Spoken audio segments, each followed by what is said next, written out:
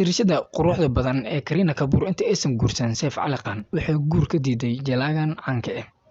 Waxaa isweydiinaysaa waa kuma jalaaga, laakiin anaga ayaa diyaar ku leh in aad ogaato ee daawasho wacan. Kulanti wacan daawade, ku soo dhawow channelka naga wada dhexeeya ee Kulmis Media. Caawa waxaan rabnaa inaan idinla wadaagno sheeko yar oo ku saabsan atirishada caanka ee Kareena Kapoor. Atirishada quruxda badan ee Kareena Kapoor inta aysan guursan Saif Ali Khan waxay guur ka diiday jalaagan caanka ah.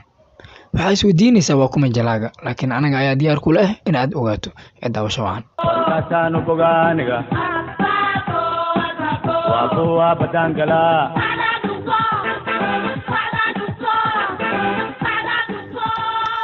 Atirishada caanka ee u dhalatay dalka Hindiya, Kareena Kapoor ayaa markii ugu horeysay qiratay inaysan si 100% uga falcelin guurkii ugu horeeyay ee uu soo bandhigay Saif Ali Khan. Markii labaad ee uu guurka ka dalbadayna aysan weli hubin inay ku kalsoonaan karto, sida ay maanta qoreen warbaahinta Hindiya oo uu ka mid yahay wargeyska Hindustan Times. Kareena oo wareysi siisay warbaahinta Pink Villa ayaa su'aal laga weydiiyay waxa ka jira wararka la isla dhexmarayo ee sheegaya inay ku gacan saartay guurka Saif Ali Khan. Waxay sheegtay in Saif uu markii ugu horeysay suurtagalnimada guurkooda kala hadlay xilli ay isla jilayeen filimka lagu magacaabo Tashan. Markaas ayay sheegtay inay filimka ku duubayeen wadanka Greece, kadibna iyagoo hawsha wada uu Saif u soo bandhigay mowduucaas. Iyadoo sharaxaysa ayay tiri, wuxuu igu yiri waxay ila tahay inaan isguursano. Hadalkaasna wuxuu ii sheegay inagoo isla joogno Greece. Mar kalena hadalkaas wuxuu igu soo celiyay anagoo jilayna filimka lagu magacaabo Ladakh.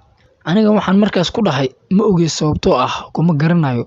Marka runtii taas macnaheedu ma ahayn maya, balse waxay ahayd inaan doonayay inaan si wanaagsan isku sii barano. Kareena Kapoor ayaa su'aal laga weydiiyay sida ay shaqadeeda u sii wadatay iyadoo la guursaday carruurna yeelatay. Waxaan u maleynayaa inaan sameeyay go'aankii ugu wanaagsanaa nolosheeda oo dhan. Si wanaagsan ayaan u kala cadeeyay arrimaha ku saabsan nolosheeda xirfadeed iyo midda shakhsi ahaaneed ee la xiriirta qoyska. Cudur ma ahan inuu qof uu jecel galo, dhimashana ma aha. Waan u sheegay Saif, waxaan ku iri dhageyso, aniga weligay ma joojinayo shaqadeyda. Isaguna wuxuu igu yiri taas waajib ayay kugu tahay. Saif Ali Khan ayaa wareysi u dhawaan bixiyay lagu weydiiyay inuu khatar ka dareemayo guula ay Kareena ka gaartay shaqada jilista, gaar ahaan maadaama uusan filimadiisa heer fiican ka gaarin box office-ka. Isagoo su'aashaas ka jawaabaya ayuu yiri maya. Waxay ila tahay inaan aad uga fogahay arrinta noocaas ah. Cid lagu eedi karo ma jirto taas. Waa ogtahay xaaladuhu way isbedelaan marmar. Mar kor ayaa jirta marna hoos. Mararka qaar qof ayaa ka guulal badan kan kale. Mar kalena labada qof waxay wadaagayaan waqti aad u wanaagsan. Laakiin aniga weligay sidaas uma fikirin. Run ahaantii guulaha aan ka gaaray nolosheeda waxba kama gelin box office-ka. Waa mid qusaysa qoyskeyga. Kareena Kapoor iyo Saif Ali Khan oo labaduba jilaa caan ka ah dalka Hindiya, dunidana si weyn looga yaqaano, ayaa isguursaday 16 bishii Oktoobar ee sanadii 2012. Waxayna u dhashay hal cunug. Daawade, haddii uu jacaylku galo qof oo jacaylku ku gala ha ka quusan.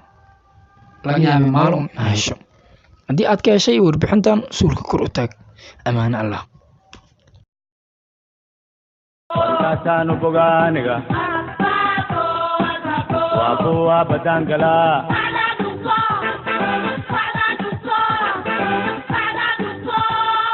Salweta yang laga poche